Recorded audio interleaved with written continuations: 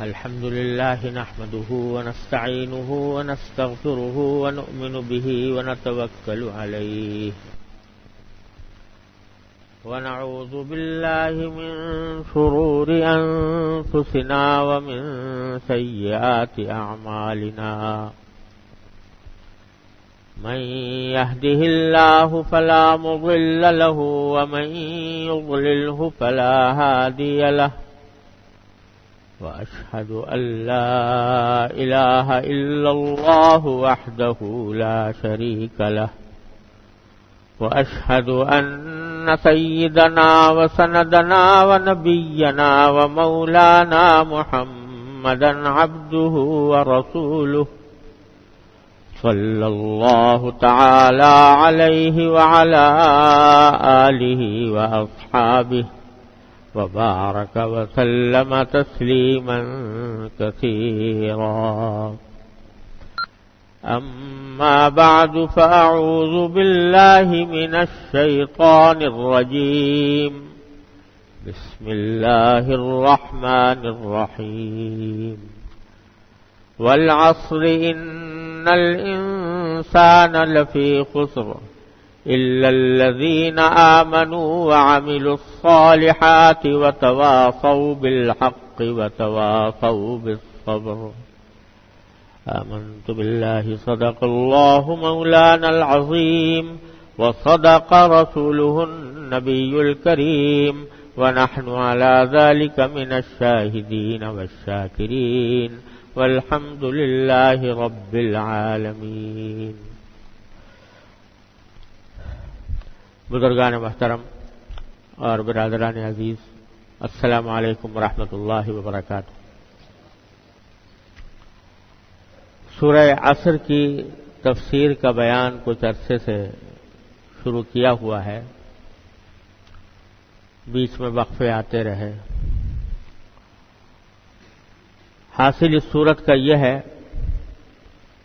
کہ اللہ تبارک و تعالی نے زمانے کی قسم کھا کر،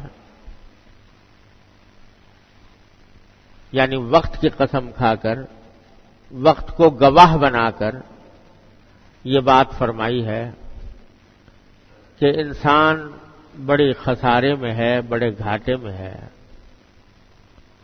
سوائے ان لوگوں کے جو ایمان لائیں، نیک عمل کریں اور ایک دوسرے کو حق بات کی نصیحت کریں اور ایک دوسرے کو صبر کی نصیحت کریں.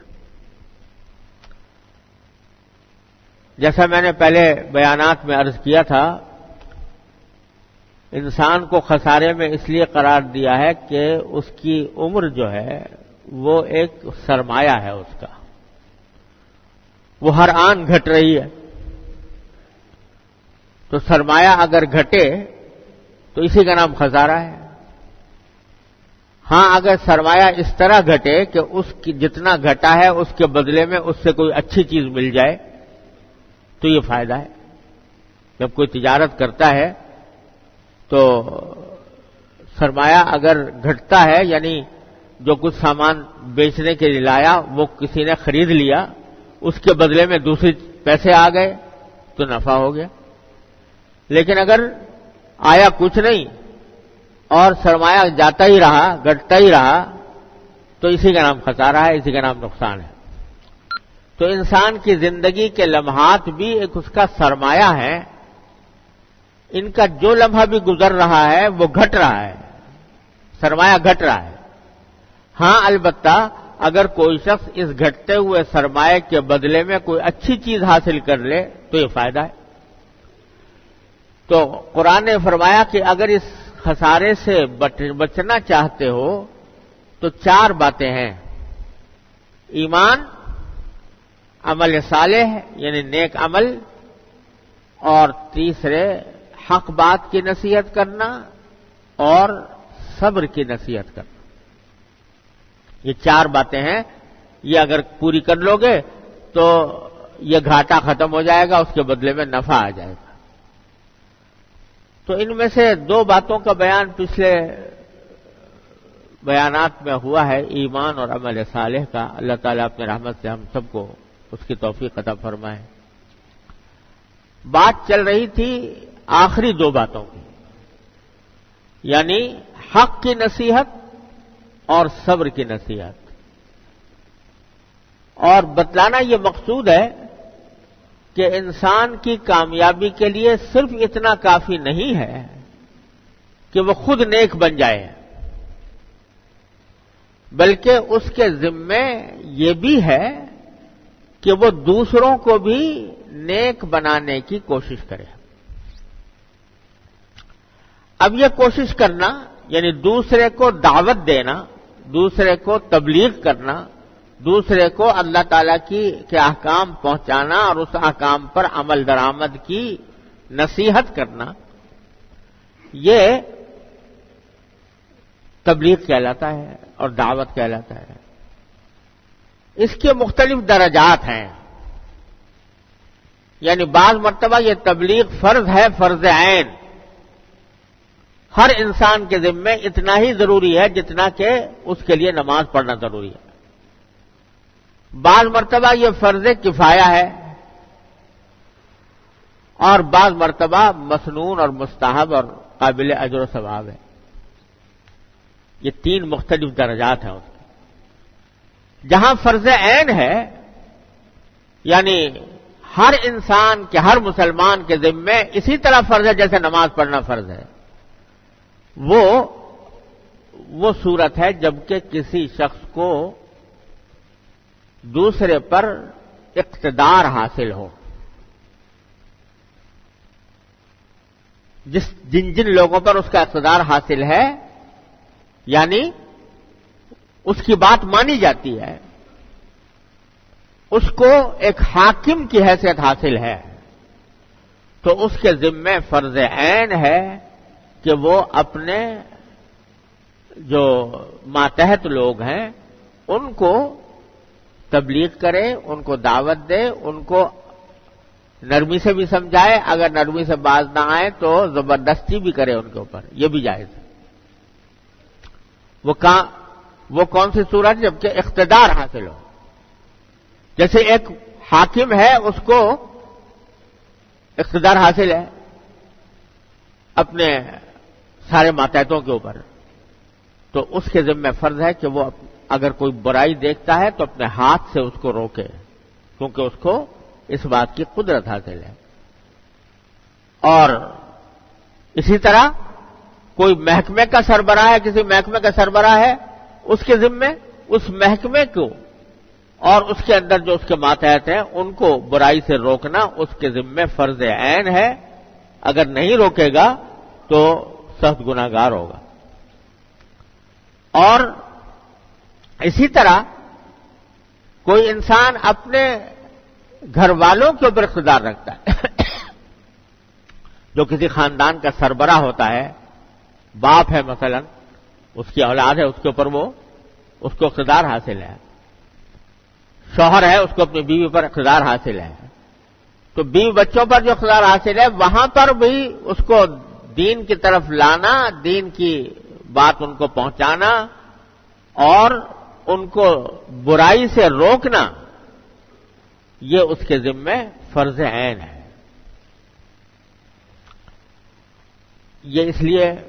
یہ بڑی اہم بات اس لیے ہے کہ بہت سے حضرات ہیں جو اپنی ذات میں تو ماشاءاللہ دین پر چلنے والے ہیں، نمازیں پڑھتے ہیں، مسجد کے اندر جاتے ہیں، صف اول کے پابند ہیں، اور روزہ رکھتے ہیں، زکوٰۃ دیتے ہیں، حج ادا کرتے ہیں، گناہوں سے بھی محفوظ رہنے کی کوشش کرتے ہیں، اپنی ذات میں نیک ہے، لیکن اولاد کہاں جا رہی ہے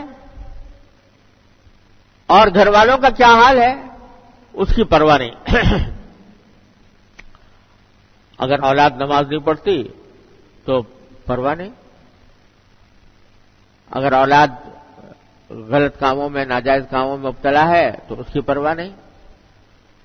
یہ بڑی خطرناک بات ہے۔ قرآن کہتا ہے کہ صرف تمہیں نیک بننا نہیں ہے بلکہ اپنے گھر والوں کو بھی نیک، یا ایھا الذین آمنوا قوا انفسکم واہلیکم نارا، اپنے آپ کو بھی آگ سے بچاؤ، اپنے گھر والوں کو بھی بچاؤ۔ یہ گھر والوں کو بچانا بھی اسی طرح ذمہ ضروری ہے جیسے کہ انسان کا خود نماز پڑھنا ضروری ہے۔ تو یہ اقتدار جہاں پر حاصل ہو وہاں پر اگر فرض کرو نہیں کوئی پڑھتا، حدیث میں آتا ہے کہ 7 سال کی عمر میں جب بچہ ہو جائے تو 7 سال کی عمر سے اس کو نماز سکھاؤ، اگرچہ ابھی اس کے ذمہ فرض نہیں ہوئی، بالغ نہیں ہوا، لیکن 7 سال کی عمر سے اس کو سکھانا شروع کرو تاکہ وہ عادت پڑے اس کو۔ اور فرمایا کہ 10 سال کی عمر میں اگر نہ پڑھے تو مارو، مار کر پڑھواؤ، اس لیے کہ تمہیں اس پر اقتدار حاصل ہے۔ اس کو عادی بنانے کے لیے ضروری ہے کہ اس کو اگر مارنا پڑے تو مارو بھی، تاکہ وہ عادت پڑ جائے، یہاں تک کہ جب بالغ ہو، جب نماز اس کے اوپر فرض ہو تو وہ پوری طرح عادی ہو چکا ہو۔ تو اس لیے اپنے جو زیر اقتدار لوگ ہیں ان کے اوپر ہاتھ سے، یہ جو حدیث میں آتا ہے نا کہ حدیث میں فرمایا کہ من رأى منکم منکرا فلیغیرہ بیدہ، کہ اگر تم میں سے کوئی شخص کوئی برائی ہوتی دیکھے تو اس کو اپنے ہاتھ سے روکے۔ فإن لم يستطع، اگر ہاتھ سے نہیں روک سکتا فباللسان، تو زبان سے روکے۔ فإن لم يستطع، اگر زبان سے بھی کہنے کی جرت نہیں ہے یا زبان سے کہنے میں کوئی نقصان پہنچنے کا اندیشہ ہے فبقلبہ، تو کم از کم دل سے تو برا سمجھے اس کو۔ تو یہ بات جو قرآن کریم اس سورت کے اندر فرما رہا ہے وہ یہ کہ مسلمانوں کو خود نیک بن جانا کافی نہیں ہے ان کے لیے، بلکہ ان کو دوسروں تک حق بات کا پہنچانا یہ بھی فرض ہے، یہ بھی ضروری ہے۔ اگر اقتدار ہے تو ہاتھ سے، اگر اقتدار نہیں ہے تو پھر کم از کم زبان سے لوگوں کو سمجھائے اور ان کو گناہوں سے باز رکھنے کی کوشش کرے، برائیوں سے بچانے کی کوشش کرے، یہ اس کے ذمہ یہ بھی ضروری ہے۔ حدیث میں آتا ہے کہ نبی کریم سرورت عالم صلی اللہ علیہ وسلم نے ایک حدیث میں ارشاد فرمایا ایک مرتبہ کہ ایک بستی تھی جس میں لوگ فسق و فجور میں مبتلا تھے، گناہوں میں مبتلا۔ تو اللہ تبارک و تعالیٰ نے اس کو عذاب اس کے اوپر بھیجا، اور عذاب بھیجنے کے لیے حضرت جبریل علیہ السلام کو مقرر فرمایا کہ تم جا کر اس بستی کو الٹ دو، یعنی زلزلہ آ جائے اور ساری بستی کے مکانات الٹ جائیں اور ختم ہو جائے۔ تو جب یہ حضرت جبریل علیہ السلام کو یہ حکم ملا کہ پوری بستی کو جا کے الٹ دو، تو حضرت جبریل علیہ السلام نے حضور اللہ تبارک و تعالیٰ کی بارگاہ میں عرض کیا کہ یا اللہ، آپ نے ساری بستی کو الٹنے کا حکم دیا ہے، لیکن اس میں آپ کا ایک ایسا بندہ بھی رہتا ہے کہ اس نے ایک لمحے کے لیے بھی کبھی آپ کی کوئی نافرمانی نہیں کی، کوئی گناہ نہیں کیا۔ ایک ایسا بندہ بھی رہتا ہے، یعنی بڑا نیک ہے، عبادت گزار ہے، گناہوں سے بچنے والا ہے، ایک لمحے کے لیے بھی کبھی اس نے آپ کی نافرمانی نہیں کی، وہ بندہ بھی رہتا ہے۔ اور آپ کا حکم یہ ہے کہ پوری بستی کو الٹ دو، اس کا مطلب یہ کہ وہ بھی ہلاک ہو جائے گا۔ آپ نے فرمایا اقلبها علیہ وعلیہم، جاؤ پوری بستی کو الٹ دو اور اس کو بھی الٹ دو۔ کیوں؟ وجہ یہ بیان فرمائی اللہ تبارک و تعالی نے، کیوں؟ لأن وجہہ لم یتمعن فی ساعۃ قط، وہ اگرچہ خود سے تو نیک تھا، گناہوں سے بچتا تھا، لیکن جو ساری اس کے ماحول میں گناہ ہو رہے تھے، اس کے ماحول میں جو برائیاں پھیل رہی تھیں، اس کے اوپر کبھی اس کی پیشانی پر بل بھی نہیں آیا، یعنی اس نے کبھی اس کے دل میں اس کے خلاف نفرت نہیں پیدا ہوئی، کبھی ان برائیوں کو ختم کرنے کا کوئی خیال اس کے دل میں نہیں آیا، کوئی ارادہ اس نے نہیں کیا کہ میں بھی ان برائیوں کو ختم کرنے کی کوشش کروں۔ اس لیے اگرچہ وہ خود نیک تھا لیکن چونکہ اس نے ماحول میں پھیلی ہوئی برائیوں کو ختم کرنے کے لیے کوئی کوشش نہیں کی، یہاں تک کہ پیشانی پر بل بھی نہیں آیا، تو اس واسطے اس کو بھی ختم کر دو۔ یہ ایک بہت بڑی وعید ہے جو حضور نبی کریم سرور دو عالم صلی اللہ علیہ وسلم نے ارشاد فرمائی، جس سے یہ بات بالکل واضح ہو جاتی ہے کہ خود اپنا نیک بن جانا کافی نہیں، بلکہ اپنی استطاعت کی حد تک، اپنی قدرت کی حد تک، اپنے حلقہ اثر میں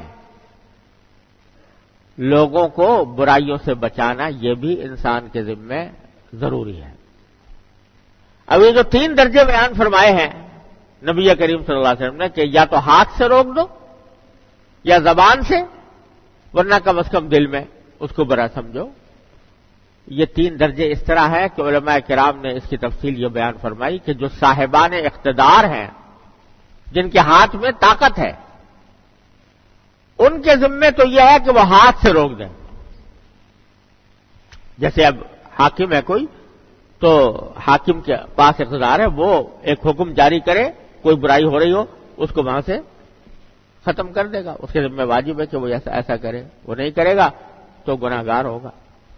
اور حدیث میں فرمایا کہ کلکم راعٍ وکلکم مسئول عن رعیتہ، تم میں سے ہر شخص کسی نہ کسی حلقے میں اقتدار رکھتا ہے اور اپنے زیر اقتدار حلقے کے بارے میں وہ ذمہ دار ہے، اس کے بارے میں اس کو سوال ہوگا آخرت کے اندر۔ یا جیسے کوئی میں نے عرض کیا کہ باپ ہے، وہ اولاد کو غلط راستے پر دیکھتا ہے، اس کے ذمہ فرض ہے کہ ہاتھ سے روک دے اس کو۔ لیکن جو عام لوگ ہیں جن کو اقتدار حاصل نہیں، قوت حاصل نہیں، ان کو یہ شریعت نے حکم نہیں دیا کہ تم جا کر ہاتھ سے روک دو، کیونکہ اس سے لاقانونیت پھیلنے کا ایک اندیشہ ہے کہ ہر ایک آدمی کو اگر کہہ دیا جائے کہ جو برائی ہوتی دیکھو جا کر ہاتھ سے روک دو، تو کسی کے دل میں یہ آئے گا کہ میں برائی کو کوئی سمجھتا ہے نہیں سمجھتا ہے کیا ہے، اور جا کر اس نے ہاتھ سے روکنا شروع کر دیا تو لاقانونیت ہوگی، انارکی ہوگی، لوگوں میں خونریزی ہوگی۔ یہ اس لیے یہ حکم حضور اقدس صلی اللہ علیہ وسلم نے عام آدمی کو نہیں دیا جس کے پاس اقتدار نہیں ہے کہ وہ ہاتھ سے روکے۔ اور یہاں پر بھی بعض اوقات بڑی بے اعتدالیاں ہوتی ہیں، لوگ یہ حدیث پڑھ لی کہ بھئی جب تم میں سے کوئی شخص کوئی برائی ہوتا دیکھے تو ہاتھ سے روک دے، تو لوگ سمجھتے ہیں کہ اس کا مطلب یہ ہے کہ ہم اپنے قانون اپنے ہاتھ میں لے لیں اور جا کر اس برائی کو اپنے ہاتھ سے روکیں۔ یہ مطلب نہیں ہے۔ علماء کرام نے اس کی تشریح کر دیا حضور اقدس صلی اللہ علیہ وسلم کے دوسرے ارشادات کی روشنی میں کہ یہ حکم ہے، ہاتھ سے روکنے کا حکم ہے اس کو جو صاحب اقتدار ہو۔ جو صاحب اقتدار نہیں، وہ اس بات کا مکلف نہیں ہے کہ وہ ہاتھ سے روکے، اس کے لیے یہ ہے کہ زبان سے روکے، یعنی نصیحت کرے، لوگوں کو سمجھائے، صاحبان اقتدار کو متوجہ کرے، ان سے مطالبہ کرے کہ وہ اس برائی کو روکیں، لیکن خود میں چلا جاؤں جا کر میں برائی کو اپنے ہاتھوں سے روکنے کی کوشش کر دوں، یہ مطلب اس حدیث کا نہیں۔ آج کل یہ بھی غلط فہمی پھیلی ہوئی ہے، ایسی افراط اور تفریط کا دور ہے ہمارے زمانے میں، یا تو اتنے بے فکر ہیں کہ دنیا میں کچھ بھی ہوتا رہے، بری سے بری حرکت ہوتی رہے، کان پر جوں نہیں رینگتی، پیشانی پر بل نہیں آتا، اور اس کو ختم کرنے کا کوئی داعیہ پیدا نہیں ہوتا۔ یا تو اتنی بے فکری ہے، یا بعض لوگ جوش تبلیغ میں اور جوش دعوت میں حدود شریعت کو پامال کر جاتے ہیں، شریعت کے حدود کو سے متجاوز ہو جاتے ہیں، اور جا کر اپنے ہاتھ سے یہ سمجھتے ہیں کہ ہاتھ سے روکنا ہماری ذمہ ضروری ہے۔ یہ خوب اچھی طرح سمجھ لیجئے کہ یہ مطلب نہیں ہے حدیث کا کہ ہر آدمی ڈنڈا لے کر اور وہ بازار میں جا کر برائیوں کو ڈنڈے کے زور سے روکنے کی کوشش کرے، یہ حدیث کا مطلب ہرگز نہیں۔ یہ اصحاب اقتدار کا کام ہے، اور اپنے گھر کے اندر جہاں انسان خود فیملی کا سربراہ ہے، وہاں اس کا کام ہے کہ اپنے گھر والوں کو اپنے ہاتھ کی طاقت سے اس کو روکے۔ لیکن عام آدمی کا عمومی کام یہ نہیں ہے۔ ہاں، اس کا کام یہ ہے کہ زبان استعمال کرے، جہاں ضرورت ہو فہمائش کی وہاں فہمائش کرے، محبت سے کہے، پیار سے کہے، خیر خواہی سے کہے، دل سوزی سے کہے۔ تو اللہ تبارک و تعالی فرماتے ہیں وَذَكِّرْ فَإِنَّ الذِّكْرَىٰ تَنفَعُ الْمُؤْمِنِينَ، نصیحت کرو کیونکہ نصیحت مومنین کو فائدہ پہنچاتی ہی ہے۔ اور لفظ جو استعمال کیا قرآن کریم نے سورہ عصر کے اندر، وہ تواصو، ایک دوسرے کو وصیت کرو۔ اب وصیت کا لفظ استعمال کیا، دیکھو ذرا قرآن کے الفاظ پر غور کرو۔ نصیحت بھی نہیں کہا، وصیت۔ وصیت عام طور سے کہا جاتا ہے اس نصیحت کو جو کوئی شخص مرنے سے پہلے اپنے وارثوں، اپنے عزیزوں، اپنے دوستوں، اپنے اولاد وغیرہ کو جو کرتا ہے، اس کو کہتے ہیں نا وصیت۔ فلاں شخص نے جاتے ہوئے یہ وصیت کی۔ تو وصیت عام طور سے وہ شخص کرتا ہے جو دنیا سے جانے والا ہوتا ہے، اس کو خیال ہوتا ہے کہ میں اب دنیا سے جا رہا ہوں، تو وہ اپنے اولاد کو، اپنے اعزاء اقربا کو کچھ نصیحتیں کرتا ہے، اس کو وصیت کہتے ہیں۔ اور آپ سوچئے کہ جو آدمی دنیا سے جا رہا ہو اور اس کو خیال ہو کہ بس اب میرا آخری وقت ہے، وہ اپنی اولاد کو جب وصیت کرے گا تو کس جذبے کے تحت کرے گا؟ اس میں سوائے خیر خواہی کے کوئی اور نہیں، کیونکہ اس کا اپنا ذاتی مقصد تو کچھ ہو ہی نہیں سکتا، وہ تو جا رہا ہے دنیا سے، قبر میں پاؤں لٹکائے بیٹھا ہے، کسی وقت بھی اس کا خاتمہ ہو سکتا ہے۔ لیکن وہ دوسروں کو جو نصیحت کر رہا ہوتا ہے وہ در حقیقت دل سوزی سے، ان کی خیر خواہی کے لیے، ان کے اصلاح کی طلب اس کے دل میں ہوتی ہے، ان کی اصلاح کا ایک زبردست جذبہ اس کے دل میں ہوتا ہے کہ دیکھو بیٹا، میں تو جا رہا ہوں دنیا سے، لیکن میری ساری زندگی کا تجربہ یہ ہے کہ فلاں چیز سے فائدہ ہوتا ہے، فلاں چیز سے نقصان ہوتا ہے، فلاں کام کرنا، فلاں کام نہیں کرنا۔ تو وہ پیار سے کرتا ہے، محبت سے کرتا ہے، اور اخلاص کے ساتھ کرتا ہے، للہیت سے کرتا ہے، دل سوزی سے کرتا ہے۔ تو اللہ تعالیٰ فرماتے ہیں کہ جب تم کسی دوسرے مسلمان بھائی کو کسی بات کی نصیحت کرو، کوئی کام کرنے کو کہو یا کسی برائی سے اس کو روکو، تو تمہارا جذبہ وہی ہونا چاہیے جو ایک مرنے والے کا وصیت کرتے وقت ہوتا ہے، محبت کے ساتھ، پیار کے ساتھ، دل سوزی کے ساتھ کہو۔ اور یاد رکھیے، یہ میں اپنے ایک بزرگ حضرت علامہ شبیر احمد صاحب عثمانی رحمۃ اللہ علیہ، اللہ تعالیٰ ان کے درجات بلند فرمائے، پاکستان کے بانیوں میں سے تھے، اور شیخ الاسلام، عجیب اللہ تعالیٰ نے کمالات عطا فرمائے تھے۔ وہ فرمایا کرتے تھے، وہ بات ہمیشہ یاد رکھنے کی ہے، فرمایا کرتے تھے کہ حق بات، حق نیت سے، حق طریقے سے کہی جائے تو کبھی بے فائدہ نہیں ہوتی اور کبھی اس سے کوئی فتنہ پیدا نہیں ہوتا۔ لیکن شرط کیا ہے؟ سب سے پہلی شرط ہے کہ بات حق ہو، تواصوا بالحق، حق بات ہو، غلط نہ ہو۔ دوسرے، حق نیت سے ہو، یعنی دل میں خیر خواہی کا جذبہ ہو، دوسرے کی ہمدردی ہو، دل سوزی ہو، ایسا ہو جیسے کوئی بیمار کو علاج بتاتا ہے کوئی ڈاکٹر یا حکیم کہ یہ بیمار ہے، تو اس کی خیر خواہی میں بتاتا ہے بھائی فلاں دوا کھا لو، جس محبت سے، جس پیار سے، جس خیر خواہی سے وہ بتاتا ہے، اس خیر خواہی، ایسی نیت جو ہو وہ صرف اس کو فائدہ پہنچانے کی نیت ہو، ذلیل کرنے کی نیت نہ ہو، اس کو خوار کرنے کی نیت نہ ہو، اس کی توہین کرنے کی نیت نہ ہو، یا اپنی بڑائی جتانے کی نیت نہ ہو، خرابی کہاں سے پیدا ہوتی ہے؟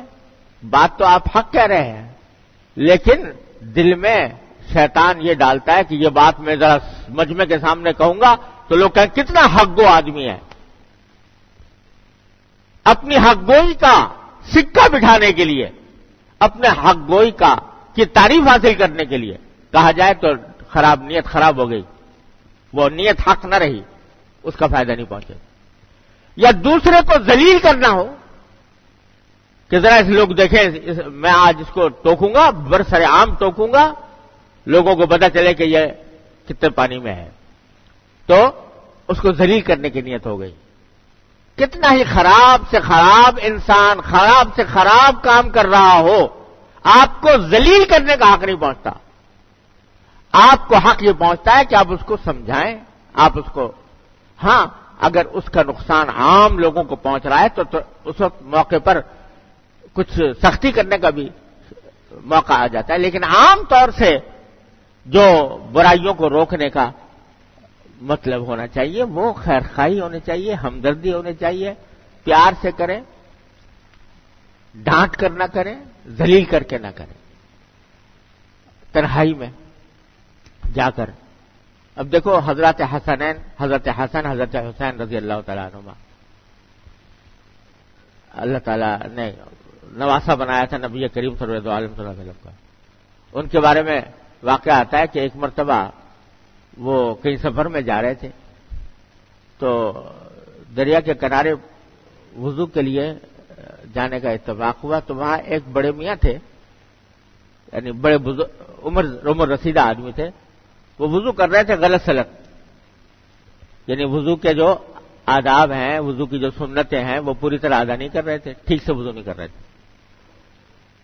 تو اب یہ تھے عمر میں چھوٹے اور وہ عمر میں بڑے، تو اب خیال ہوا کہ ایک طرف تو ہمارا دین کا تقاضا یہ ہے کہ ان کو صحیح وضو کا طریقہ بتایا جائے، دوسری طرف اگر ان کو کہیں گے کہ آپ غلط کر رہے ہیں تو ہو سکتا ہے بڑے ہیں تو ان کے دل پہ کوئی ملال آ جائے، کوئی ان کا دل ٹوٹنے لگے. تو کیا کیا، ان کے پاس گئے، جا کر کہا کہ بھئی آپ ہمارے بزرگ ہیں، میں آپ سے ہماری ایک درخواست ہے. درخواست یہ ہے کہ ہم ذرا وضو کرتے ہیں، ہمیں وضو کا صحیح طریقہ پوری طرح پتہ نہیں ہے کہ کون سی چیز اس میں اچھی ہوتی ہے کون سی بری ہوتی ہے، تو اس کا صحیح طریقہ سمجھنا چاہتے ہیں، تو ہم آپ کے سامنے وضو کر کے دکھاتے ہیں آپ کو، تو ذرا یہ دیکھتے رہیے اور بتائیے کہ کہیں غلطی تو نہیں کی ہم نے کسی وضو کے طریقے میں. آپ ہمارے وضو کے طریقے کو دیکھیے اور دیکھ کے پھر بتائیے کہ کہیں اس میں غلطی تو نہیں ہے. تو ان کے سامنے بیٹھ کر جو صحیح طریقہ تھا سنت کا، جو نبی کریم صلی اللہ علیہ وسلم نے سیکھا تھا، اس طرح وضو کیا. وضو کر کے پوچھا کہ بتائیے کوئی غلطی تو نہیں ہوئی. تو وہ بڑے میاں جو تھے انہوں نے کہا بھائی غلطی آپ سے تو ہوئی نہیں، اب آپ کو دیکھ کے مجھے پتا چلا کہ حقیقت میں تو غلطی مجھ سے ہوئی تھی. تو اب بات پہنچا بھی دی اور اس طرح پہنچا دی کہ جس سے نہ صرف یہ کہ ان کی کوئی تذلیل نہ ہوئی، اس کے بجائے ان کی ایک عزت افزائی ہوئی اور حقیقت صحیح بات پہنچ بھی گئی. تو یہ اللہ تبارک و تعالیٰ نے تواصو فرمایا ہے کہ وصیت. آج ہمارے ہاں جو فساد برپا ہے اس کی ایک وجہ یہ بھی ہے کہ اگر کسی کو کسی غلطی پر ٹوکنا ہے برسر عام اس کو رسوا کر دیا. مسجدوں میں بہت نظارے نظر آتے ہیں. یہ مسجدوں میں کوئی شخص نماز پڑھ رہا ہے، غلط کوئی طریقہ اختیار کر رہا ہے، دوسرا شخص کھڑے ہو کے اس کو ڈانٹنا شروع کر دے گا، یہ کیا ہے، ڈانٹنا شروع کر دے گا. تو یہ طریقہ یہ دعوت کا طریقہ نہیں ہے، یہ پیغمبرانہ طریقہ نہیں ہے. حضور اقدس صلی اللہ علیہ وسلم کے مسجد نبوی میں ایک دیہاتی آیا، ایک مرتبہ دیہاتی تھا. اب دیہاتی انگڑ لوگ ہوتے ہیں، آ کے پہلے تو اس نے دعا کی اور دعا بھی عجیب کی. دعا یہ کی کہ اللہم ارحمنی و محمدا ولا ترحم معنا احدا. دعا یہ کی کہ اللہ بس مجھ پر رحم کریے اور محمد صلی اللہ علیہ وسلم پر رحم کیجیے اور ہمارے ساتھ کسی پر رحم نہ کیجیے. یہ دعا کری. تو حضور اقدس صلی اللہ علیہ وسلم نے سن کر فرمایا لقد حجرت واسعا، اللہ کے بندے اللہ کی رحمت تو بڑی وسیع ہے، تم نے اس کو بڑا تنگ کر دیا کہ 2 ہی آدمیوں میں محدود کر دیا. بس اتنا فرمایا. خیر تھوڑی دیر گزری تھی، وہ انگڑ آدمی وہیں مسجد کے اندر کھڑے ہو کے پیشاب کر دیا. اب صحابہ کرام جو ہے وہ بڑے دوڑے اس کو اور کوئی برا بھلا کہنے لگے، بھائی مسجد میں تم پیشاب کر رہے ہو. حضور نے فرمایا کہ لا تجرموہ، ارے بھائی جب کرنا شروع کر دیا اس نے تو اب روکو نہیں، پیشاب بند ہو جائے گا تو تکلیف ہو، پتہ نہیں کس بیماری میں مبتلا ہوگا. یہ بیچارہ نادانی میں دیہاتی آدمی ہے، جانتا نہیں ہے. کرنے تو بعد میں اس کے اوپر بہا دینا اور پھر اس کو سمجھا دینا. چنانچہ اور فرمایا انما بعثتم میسرین ولم تبعثوا معسرین، تمہیں یعنی امت محمدی علیہ صاحب السلام کو آسانی پیدا کرنے والا بنا کر بھیجا گیا ہے، مشکل پیدا کرنے والا بنا کر نہیں بھیجا گیا. اب آپ ذرا اندازہ کرو، مسجد میں کوئی شخص پیشاب کر رہا ہو ہے، آج کوئی بتاؤ. اگر الحمدللہ اب تو لوگوں میں اتنا شعور تو آ ہی گیا ہے کہ مسجد کے اندر نکل، لیکن اگر کوئی دیہاتی ان گڑھ جاہل آ جائے اور یہ حرکت کرے تو کیا ہوگا اس کا؟ لوگ تکہ بوٹی کر ڈالیں گے اس کی. لیکن حضور اقدس صلی اللہ علیہ وسلم نے فرمایا کہ لا تجرموہ، جب ہو گیا ایک کام تو اب اس کو پانی بہا دو. فرمایا ایک ڈول لے کے آؤ پانی کا اور وہ بہا دینا. تو اس اتنی خطرناک اور اتنی سنگین غلطی پر بھی نبی کریم سرور عالم صلی اللہ علیہ وسلم نے یہ نہیں فرمایا کہ سختی کرو اس کے اوپر. تو بھائی ہم کہاں سے آگے سختی کرنے والے ہیں؟ ہم اگر کسی کو مسجد کے اندر کوئی غلط کام کرتا ہوا دیکھتے ہیں تو اس کو ڈانٹنے کا، ڈپٹنے کا، اس کو تذلیل کرنے کا، تحقیر کرنے کا کیا جواز پیدا ہوتا؟ ہاں غلطی ہوئی ہے تو بھائی اس کو محبت سے پیار سے سمجھا دو، بھائی یہ مسجد کی جگہ ہے، اس میں یہ مناسب نہیں ہے، آپ اس طرح کر لیں. تو یہ تواصوا، ایک دوسرے کو وصیت کریں، نصیحت کریں، محبت سے، پیار سے، ہمدردی سے، دلسوزی سے، خیرخواہی سے. یہ ہے پیغام جو اللہ تبارک و تعالی نے اس صورت کے اندر دیا ہے. اللہ تبارک و تعالی اپنے فضل و کرم سے، اپنے رحمت سے ہم سب کو اس پر عمل کرنے کی توفیق عطا فرمائے. وآخر دعوانا الحمدللہ رب العالمین.